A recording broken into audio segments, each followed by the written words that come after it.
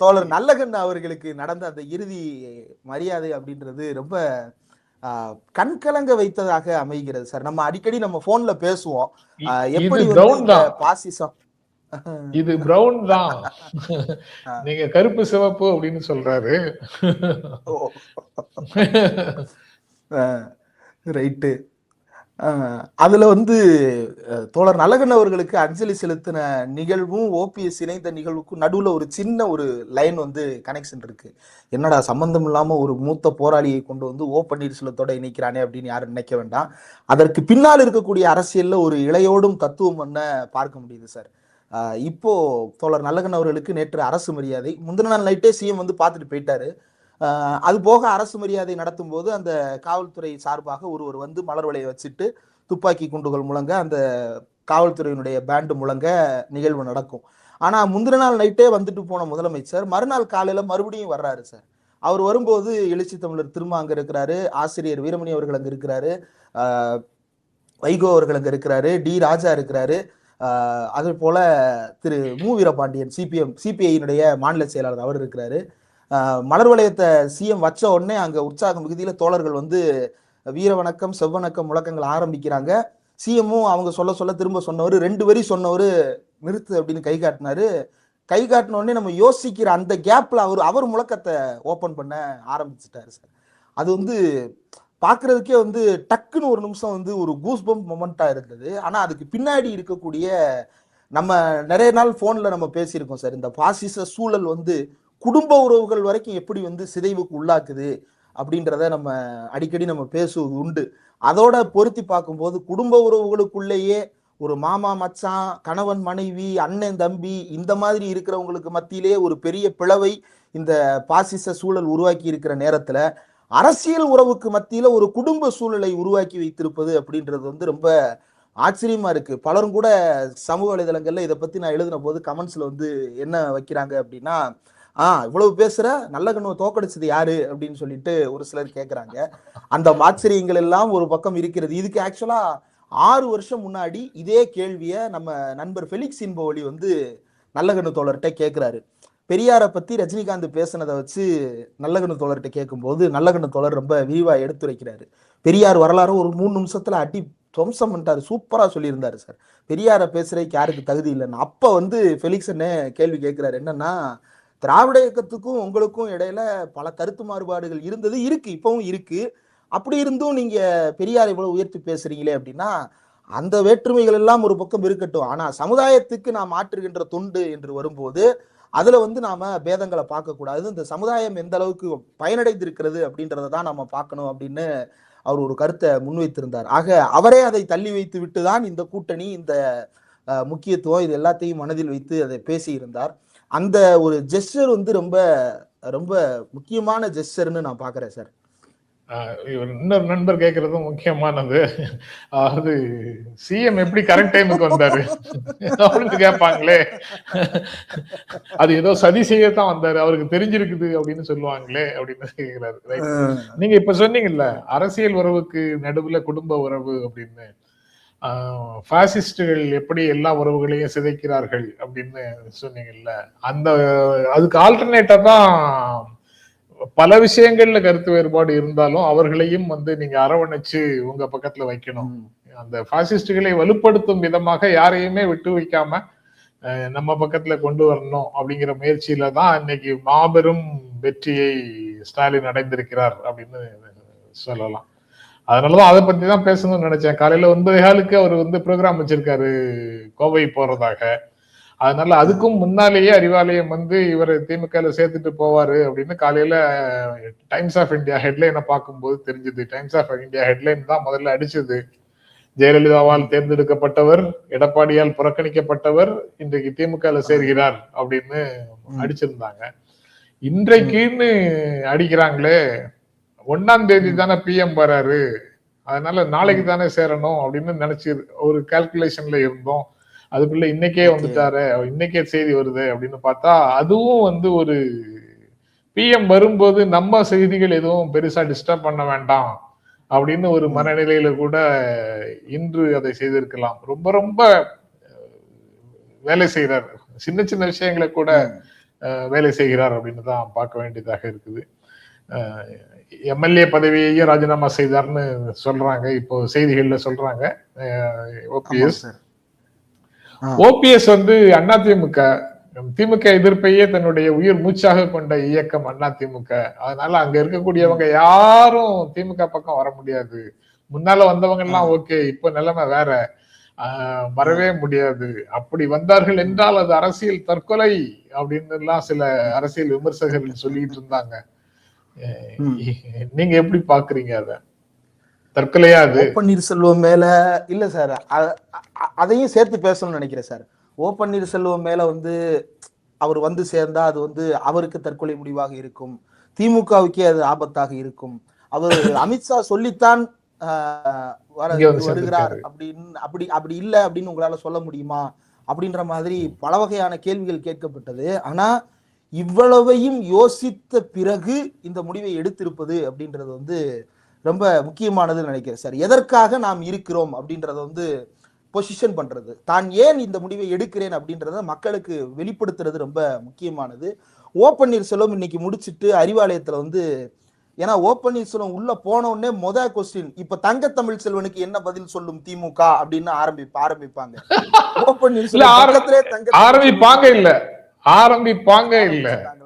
ஆரம்பிச்சுட்டாங்க. அதுக்கு முன்னாடியே இவங்க பதிலும் சொல்லிட்டாங்க. அவரை கூட வச்சுட்டு தான் இவ்வளவு நடந்தது. அது போக வெளியில வந்த உடனே கேட்டாங்க, செய்தியாளர்கள் கேட்டதுக்கும் அவர் ஓபிஎஸ் பதில் சொல்லிட்டாரு, எங்களுக்குள்ள பிரச்சனைன்னு உங்களுக்கு யார் சொன்னா, சும்மா இருங்கப்பா அப்படின்ட்டாரு. தங்க தமிழ் செல்வனும் கூடவே சிரிச்சுட்டு அவர் கூடவே போயிட்டாரு.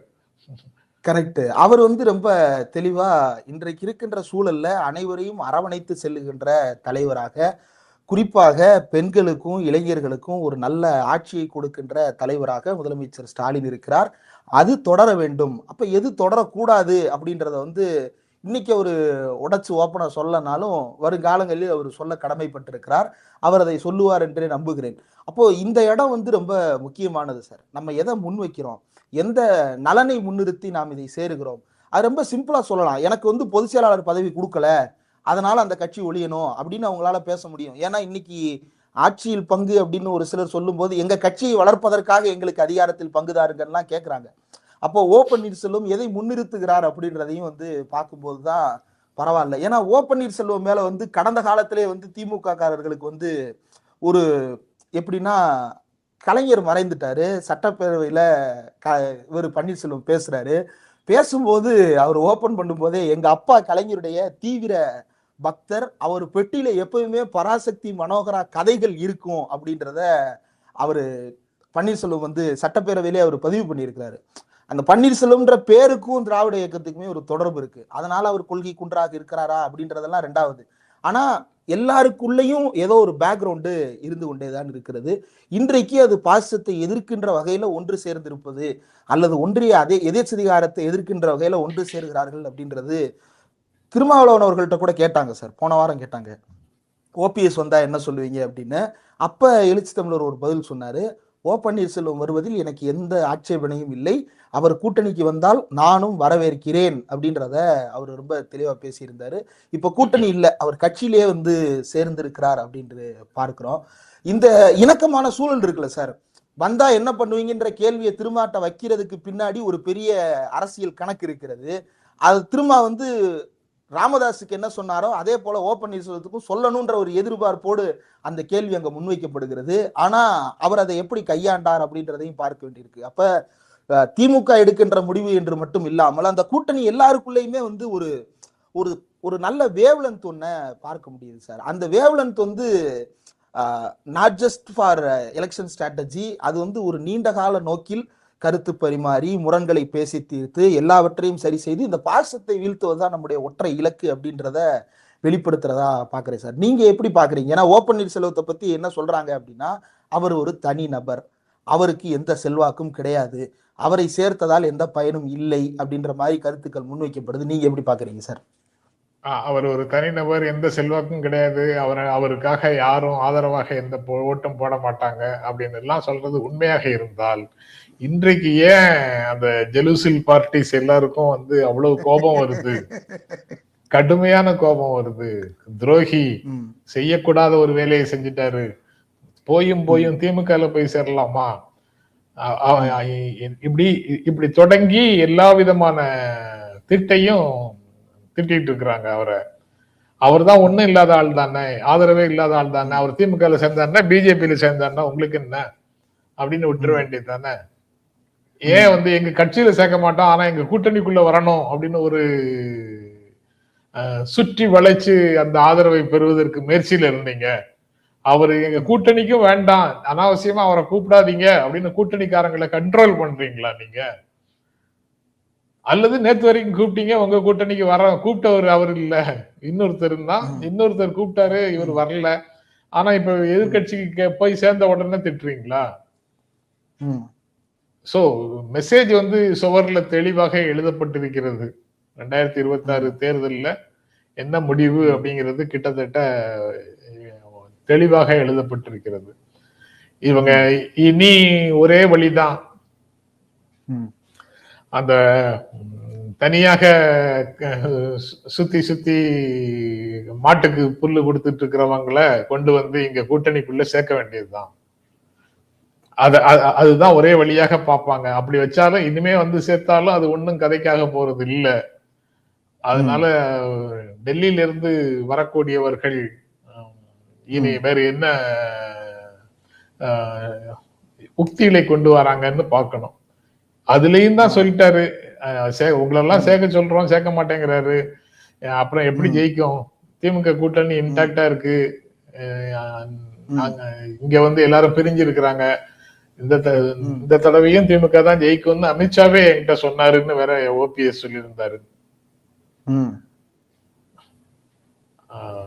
ஓபிஎஸ்க்கு வேற எந்த ஆப்ஷனும் கிடையாது அப்படின்னு விஜய முரளி கிருஷ்ண ஜெய்சங்கர் சொல்றாரு. அவருக்கு ஆப்ஷன் இருக்கா இல்லையாங்கிறது ஒரு மேட்டரே கிடையாது. ஆமா, இன்னொன்னு சார், ஆப்ஷன் இருக்கு இல்ல அப்படின்றத தாண்டி, ஆப்ஷன் இல்ல அப்படின்னா இவ்வளவு நாள் இருந்தோம். இப்போ ஒன்றும் இல்லை சார், இப்போ சசிகலா வந்து கட்சி ஆரம்பிச்சிருக்கிறாங்க.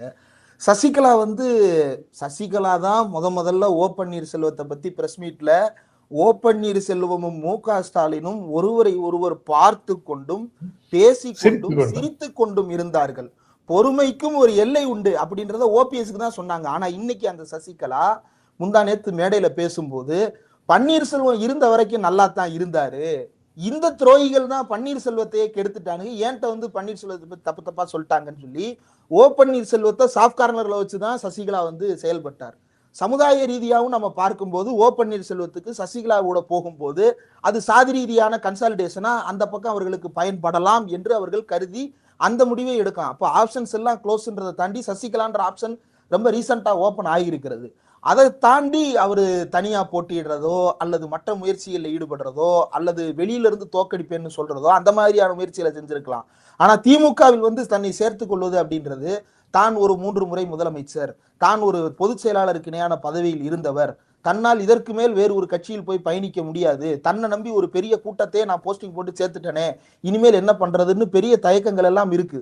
ஆனா அதையும் தாண்டி தானே ஓபிஎஸ் அந்த முடிவு எடுக்கிறார். அப்ப ஆப்ஷன்ஸ் எல்லாம் க்ளோஸ்டுலாம் இல்ல, அவர் அந்த முடிவை எடுத்து விட்டார் அப்படின்றதுதான் ஃபேக்ட். அந்த ஃபேக்ட் தான் இன்னைக்கு தி ஃபேக்ட் ரிமைன்ஸ் அப்படின்றதுதான் பாக்குறேன் சார். அது சாதாரணமாக நீங்க தனி மனிதர்களாக உங்களுக்கோ அல்லது எனக்கோ ஒரு சேஞ்ச் வந்ததுன்னா, ஒரு மாற்றம் வந்ததுன்னா, நம்ம அதை எதிர்கொள்வதற்கு முதல்ல ஒரு தயக்கம் இருக்கும். இந்த நம்ம வசதியா இருக்கோமா இல்லையாங்கிறது பிரச்சனை கிடையாது. ஆனா நம்ம இப்ப இருக்கக்கூடிய ஒரு நிலையிலேயே ஒரு குறிப்பிட்ட நடைமுறைக்கு ரொம்ப காலமா பழகி இருப்போம். அந்த கம்ஃபர்ட் ஜோனை விட்டு வெளியில வர்றதுக்கு முதல்ல ஒரு தயக்கம் இருக்கும். அதெல்லாம் போறதுக்கு கொஞ்சம் டைம் ஆகும். அது போக நேற்று வரை பழகிய பல நபர்களை வந்து விட்டுட்டு போறோம் அப்படிங்கும்போது அதுல ஒரு தயக்கம் இருக்கும். இப்படி பல்வேறு தயக்கங்கள் இருக்கும் இந்த முடிவுக்கு பின்னால. அதாவது வேற வழியே இல்லை அதனாலதான் வந்துட்டாரு அப்படின்னு வந்தவரையும் நம்ம குறை சொல்லக்கூடாது. அங்க அவ்வளவு அவமானப்பட்டுக்கிட்டு இருக்கும்போது அந்த அவமானங்களை எல்லாம் பொறுத்துட்டு அங்கேயே என்ன திரும்பவும் சேருன்னு கேட்டுக்கிட்டே இருக்கணுமா? என்ன நம்பிக்கையில அவர் சேர்க்க மாட்டேன்னு சொல்றாரு? திமுகவுக்கு போவே முடியாது, போனா திரும்ப அண்ணா திமுகவை பத்தி நீ யோசிக்கவே முடியாது, அதனால நான் உன்னை சேர்க்கவே மாட்டேங்கிற தைரியத்துல தானே அவர் சொல்றாரு. திமுகவுக்கு போவே முடியாதுன்னு நீங்க எல்லாம் கற்பனையில இருக்கீங்க. பல அரசியல் விமர்சகர்கள் அதுல கற்பனையில இருக்கிறாங்க. அரசியல் களம் அவங்க மாறும்போது, அரசியல் நீங்க சூழல் சொன்ன அந்த அரசியல் அரசியல் சூழல் மாறும். விமர்சகர்கள் வந்து சார், ஆ, நீங்க சொன்ன அந்த அரசியல் விமர்சகர்கள் வந்து தங்களால் அப்படியான முடிவை எடுக்க முடியாது என்பதை மனதில் வைத்து பிறரும் அப்படியே இருப்பார்கள் அப்படின்னு நம்பிட்டு இருக்கிறாங்க சார். இந்த ராஜா வந்து ஒரு பார்பர்ட்ட கேட்டாராம், என்னப்பா நாடு எப்படி இருக்கு? எங்க சார் யார்கிட்டயும் ஒரு குண்டு மணி அளவு கூட தங்கம் இல்லை அப்படின்னாராம். அடுத்த நாள் ராஜா வந்து அவருக்கு தெரியாம அவருடைய பையில வந்து ஒரு எலும்பிச்சை அளவுக்கு தங்க உருண்டையை வந்து போட்டாராம். அடுத்த தடவை முடிவெட்ட வரும்போது அவர்கிட்ட கேட்ட போது, என்னப்பா நாடு எப்படி இருக்கு? சார் ராஜா, என்ன ராஜா உங்க ஆட்சியில என்ன ராஜா கூட எல்லாம் எலுமிச்சங்க அளவுக்கு தங்கத்தை வச்சுட்டு திரிறாங்க ராஜா அப்படின்னு சொன்னாராம். இப்ப தனக்கு வருவதுதான் அப்படின்றது இன்னொரு கதை ஒன்று இருக்குல்ல சார். யானையை வந்து தொட்டு பார்த்து விட்டு கண்ணை கட்டிட்டு யானையை தொட்டு பார்த்துட்டு யானை என்பது எப்படி இருக்கும், அதுக்கு வந்து நல்ல உருண்டையா பெருசா இருக்கும் போல, நீளமா இருக்கும் போல. இன்னொருத்தர் வந்து தொட்டு பார்த்துட்டு இது என்ன வலுவலுன்னு இருக்குது, நல்லா கூர்மையா இருக்குது அப்படின்னு இப்படி ஒவ்வொருத்தர் ஒன்று சொல்லுவாங்களே சார். அந்த மாதிரி தான் நினைப்பதுதான் உலகம் நினைக்கும் அப்படின்ற ஒரு மமதையில வந்து நிறைய பேர் வந்து கருத்துக்களை தெரிவித்துக் கொண்டிருக்கிறார்கள். அந்த மமதைக்கு காங்கிரசும் தொடர்ந்து முற்றுப்புள்ளி வைத்துக் கொண்டுதான் இருக்கிறது. அதே போல இவங்க யாரெல்லாம் போக மாட்டாங்கன்னு சொல்றாங்களோ அவங்களும் தொடர்ந்து முற்றுப்புள்ளி வைத்துக் கொண்டுதான் இருக்கிறார்கள். ஆனால் இவர்கள் இன்னும் திருந்திய பாடில்லை. அண்ணா திமுக இருக்கிறவங்க திமுகக்கு போக மாட்டாங்கிறது அடிபட்டு போகுது. ஓபிஎஸ்ஏ வந்துட்டாரு, இனி யாருக்கும் தடை இருக்க வேண்டிய அவசியம் இல்லை. ஏன்னா இதை நான் சொல்லும் போது முன்னாடி நான் தொலைக்காட்சிகளில் சொல்லும் போது முகஸ்துதியின் உச்சம் அப்படின்னு என்ன திட்டினாங்க. நான் வந்து யதார்த்தமான நிலைமையே நான் அப்படிதான் பாக்குறேன். இன்றைய தேதியில எம்ஜிஆரும் ஸ்டாலின் தான், ஜெயலலிதாவும் ஸ்டாலின் தான், அண்ணாவும் ஸ்டாலின் தான், கலைஞரும் ஸ்டாலின் தான். ஏன்னா அவரோட சேர்த்து ஒப்பிட்டு பார்ப்பதற்கு வேற தலைவர்களே இல்லை. இருக்கக்கூடிய தலைவர்கள் அந்த லெவலுக்கு வரல. அப்படி சொல்லும் போது ஏற்றுக்கொள்ளாத பலர் வந்து இன்னைக்கு ஒவ்வொரு செயலுக்கும், ஸ்டாலின் வெளிப்படுத்துகின்ற ஒவ்வொரு செயலுக்கும் ஆமா ஸ்டாலினோட ஹைட் இன்க்ரீசிங் அப்படின்னு பேசிட்டு இருக்கிறாங்க ஒவ்வொரு நாளும். இன்னைக்கு ஓபிஎஸ் விட செய்தியாளர் சந்திப்புல சொல்றாரு, நம்ம வழக்கமாக பேசுற செக்டேரியன் அப்ரோச் இல்லாம யூனிவர்சல் அப்ரோச் அவர்கிட்ட இருக்குன்னு நம்ம ஆதி காலத்துல இருந்து பேசிட்டு இருக்கிறோமா, அந்த விஷயத்த அவர் சொல்றாரு. அவர் என்னன்னா எல்லாரையும் அரவணைச்சு போற தலைமையாக அவர் இருக்கிறாரு அப்படின்னு, ஸ்டாலின் இருக்கிறாரு அப்படின்னு இன்னைக்கு ஓபிஎஸ் சொல்றாரு. இதைத்தானே சொல்லிட்டு இருக்கிறாங்க எல்லாரும் இதுக்கு முன்னால. இப்ப காங்கிரஸ் அரவணைச்சு பாத்துருவீங்களா அப்படின்னு கேட்பாங்க இப்போ. இன்னொன்னு காங்கிரஸ் மேட்ரு பேசணும் அப்படின்னா, நேத்து செல்வ பெருந்தகை அந்த காங்கிரஸ் வகைரா பல பேருக்கு முற்றுப்புள்ளி வைத்திருக்கிறார். என்ன முற்றுப்புள்ளி வச்சிருக்கிறாரு அதுல எனக்கு ஒரு டவுட் இருக்கு. அப்படியா சார்? கிரீஷ் ஜோடங்கருடைய கருத்து தனிப்பட்ட கருத்து அப்படின்னு சொல்லி இருக்கிறாரு. இல்ல அவர் சொல்லியிருக்காரு ரைட்டு, எங்களுக்குள்ள பிரச்சனையே கிடையாது, 2 நாள்ல நாங்க வந்து ராஜ்யசபாவுக்கு நாமினேஷன் கொடுக்க போறோம் அப்படின்னு சொன்னார்ல. அது இன்னும் திமுக சொல்லிடுச்சா?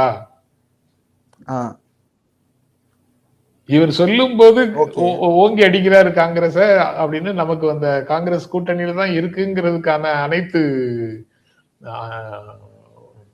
ஃபீலிங்கும் வருது, உண்மைதான். பட் அந்த 4 சீட்ல 1 சீட்டு காங்கிரஸுக்கு டிஎம்கே சொல்லிடுச்சா?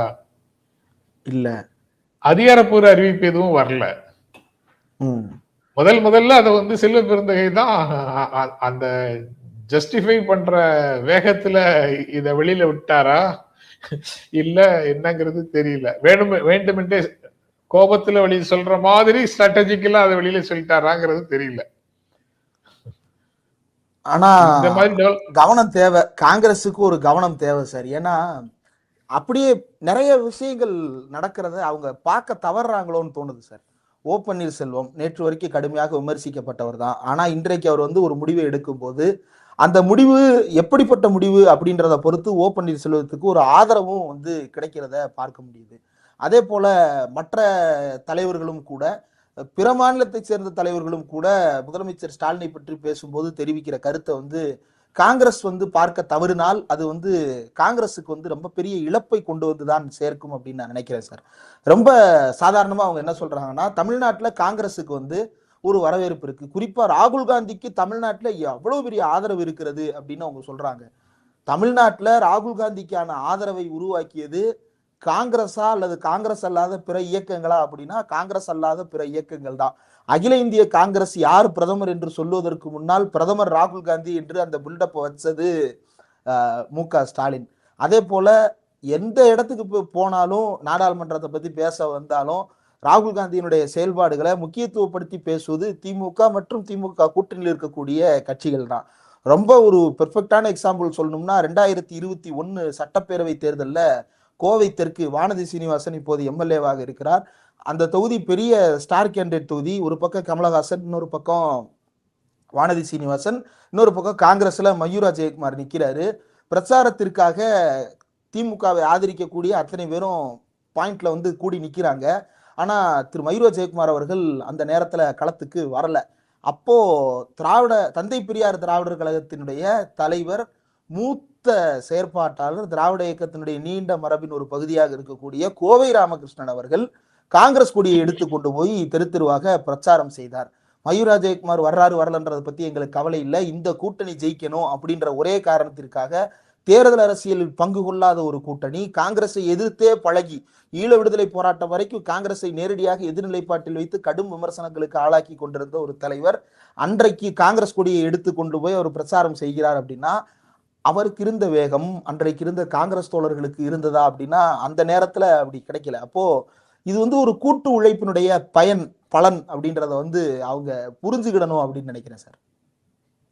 கண்டிப்பாக இதுதான் இப்போது இருக்கக்கூடிய திமுக கூட்டணிக்கு ஆதரவாக இருக்கக்கூடிய பலருடைய நிலைப்பாடு. அதாவது திமுக கூட்டணியில் இருக்கக்கூடிய எந்த கட்சியிலையும் யாரும் உறுப்பினராக இருக்கணும்னு அவசியம் இல்லை. ஆனா இந்த தேர்தல்ல தமிழ்நாட்டுல பாரதிய ஜனதா கட்சி கூட்டணியை தோற்கடிப்பதற்காக அல்லது புதிதாக கிளம்பி வந்திருக்கிற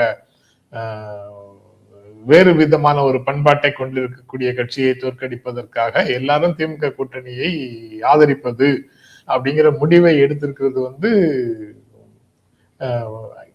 வேற அரசியல் காரணங்களுக்காக. ஆனா அந்த அரசியல் காரணங்களுக்காக முடிவெடுத்ததற்கு பிறகு முதலமைச்சர் ஸ்டாலினோட பெர்ஃபார்மன்ஸ் இருக்குல்ல, ஆட்சியினுடைய பெர்ஃபார்மன்ஸ், மற்றவர்களோடு பழகிற முறையில இருக்கக்கூடிய தன்மை, இது எல்லாம் அவங்கள உண்மையிலேயே ஸ்டாலின் பக்கம் ஈர்த்து இருக்குது.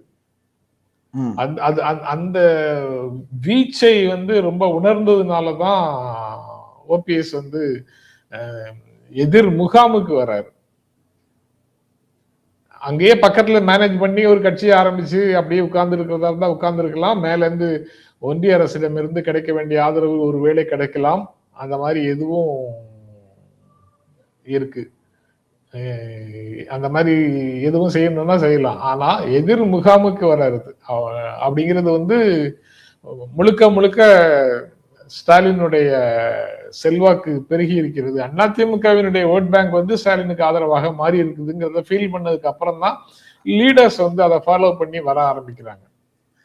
இன்னொன்னு சொல்லுவாங்களே சார், ரெட்டலையை குத்துன கை சூரியனுக்கு குத்தாதுன்னு ஊர்ல ஒண்ணு சொல்லுவாங்களே சார், ரெட்டலை ஓனரே திமுகவுக்கு வந்துட்டாரியா அப்படின்ற மாதிரி ஆயிடுச்சுல சார் கடைசியில. தங்க தமிழ்ச்செல்வன் ஓபிஎஸ்ன்னு சொன்னாங்க, அதுக்கும் இன்னைக்கு பதில் வந்துடுச்சு. நீங்க எங்களுடைய வலிமையை தவேக அறிந்திருக்கிறது அப்படின்னு சொன்னாங்கல்ல. ஆமா ஆமா ஆமா. இப்ப என்ன சொல்லுவாங்க அவங்க?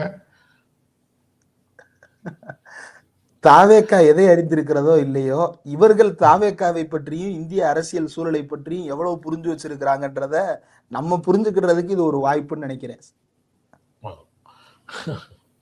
ஓபிஎஸ் இன்னொரு விஷயத்தை அவர் சொல்லியிருக்கிறாரு சார், தென் மாவட்டங்களை சேர்ந்த தலைவர்களை பின்னுக்கு தள்ளி அதிமுகவை அழிக்கிறார் எடப்பாடி பழனிசாமி அப்படின்ற ஒரு கருத்தையும் சொல்லியிருக்கிறாரு. அதுவுமே முக்கியத்துவம் கொடுத்து பார்க்க வேண்டியதுன்னு நினைக்கிறேன் சார். தங்களுக்கு கட்சியில 1-2 இடத்துல பொறுப்பு கொடுக்குறாங்க அப்படின்றதுக்காக 1-2 பேர் ஆதரித்தாலும் கூட பெரும்பாலும் அதிமுகவினுடைய ஊடக விவாதங்களில் கலந்து கொள்ளுகின்ற தலைவர்களா இருக்கட்டும், அல்லது எடப்பாடி பழனிசாமி பிரஸ் அட்ரஸ் பண்ணும்போது அருகில் இருக்கக்கூடிய தலைவர்களா இருக்கட்டும், எல்லாருமே வந்து ஒரு மேற்கு மண்டலத்தை சேர்ந்தவர்கள் அல்லது ஒரே சமூகத்தை சேர்ந்தவர்கள். இந்த பேட்டர்னை தான் ஃபாலோ பண்றாங்க. சவுத் லீடர்ஸ் வந்து பக்கத்துல இருக்கிறாங்களா அப்படின்னு கேட்டா அப்படி யாரையும் பார்க்க முடியல அப்படின்றது அதிமுகவில் ரொம்ப நிதர்சனமா கண்ணுக்கு முன்னாடி இருக்கக்கூடியது. அதை பன்னீர்செல்வம் வெளிச்சத்திற்கு கொண்டு வந்திருக்கிறார். அது வந்து இதை விவாத பொருளா மாத்துவாங்களா அப்படின்னா இதை மாத்த மாட்டாங்க. ஏன்னா சொல்றது ஓபிஎஸ். கிரிஸ் ஜோடங்கர் ஏதாவது ஒண்ணு சொன்னாருன்னா நாங்க அதை பேசுவோம். செல்வ பெருந்தகை கூட்டணியை பத்தி ஏதாவது சொன்னாருன்னா பேசுவோம். கூட்டணிக்கு எதிராக பேசுங்க சார், அப்பதான் சார் நாங்க நியூஸ் போடுவோம். இல்லைன்னா நாங்க பன்னீர் ரோஜா சாப்பிட்டதை தான் போடுவோம். பன்னீர் ரோஜா சாப்பிட்றது, கல்யாண வீட்டுக்கு போனா பன்னீர் ரோஜா இருந்துச்சுன்னா நானே அதான் பிச்சு சாப்பிட்டுக்கிட்டு இருப்பேன். அதை ஒருத்தர் வந்து பன்னீர் ரோஜாவை பார்த்துட்டு பன்னீர் ரோஜா சாப்பிட்ட பன்னீர்செல்வம் ஆதரவாளர் நியூஸ்.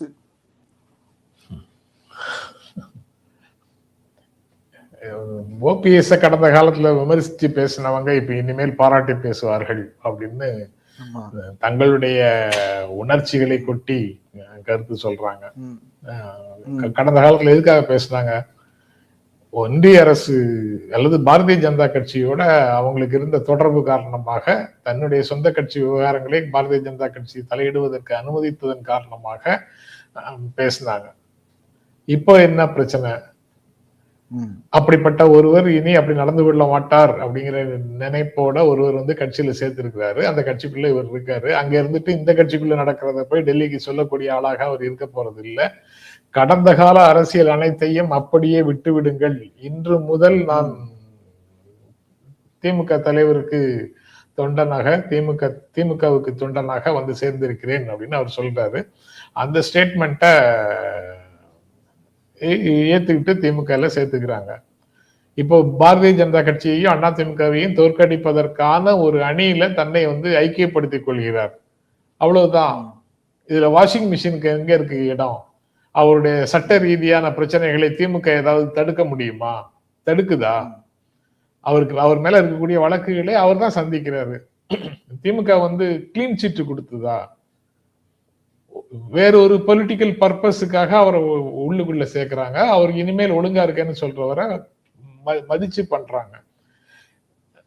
அந்த மாதிரி உணர்வுகளே இல்லாதவங்க தான் வாய் புளிச்சதோ மாங்காய் புளிச்சதோன்னு சொல்லி கண்டபடி பேசிட்டு இருப்பாங்க.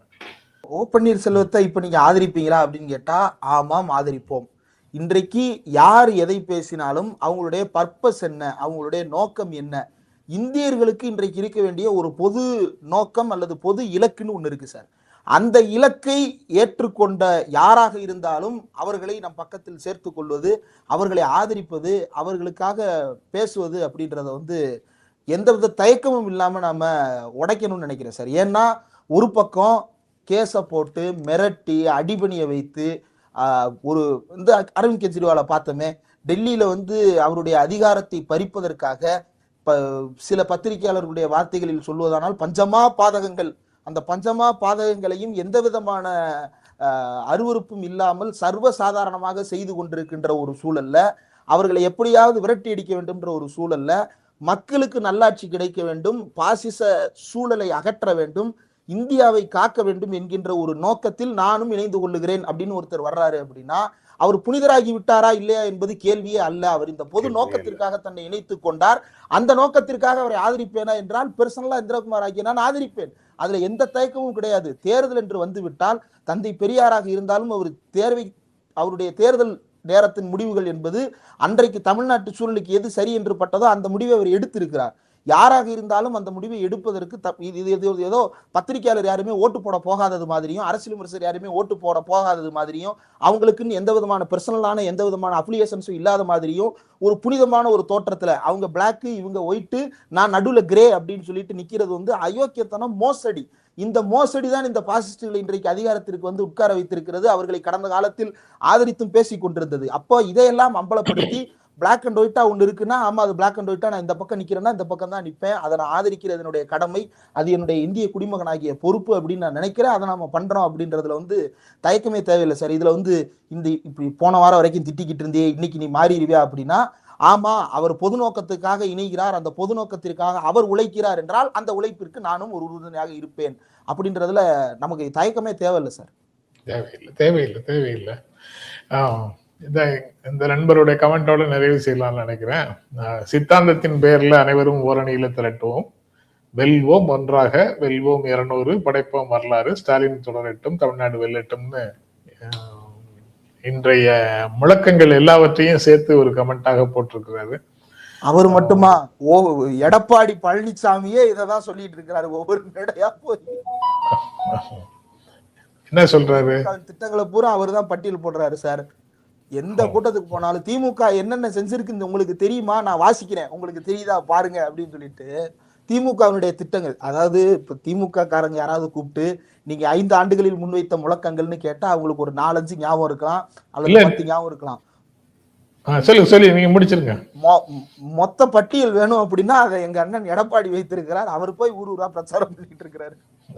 சரி, அப்போ இன்னொரு நாள் நம்ம லைவ் போட வேண்டியது வரும்னு சொல்றீங்க.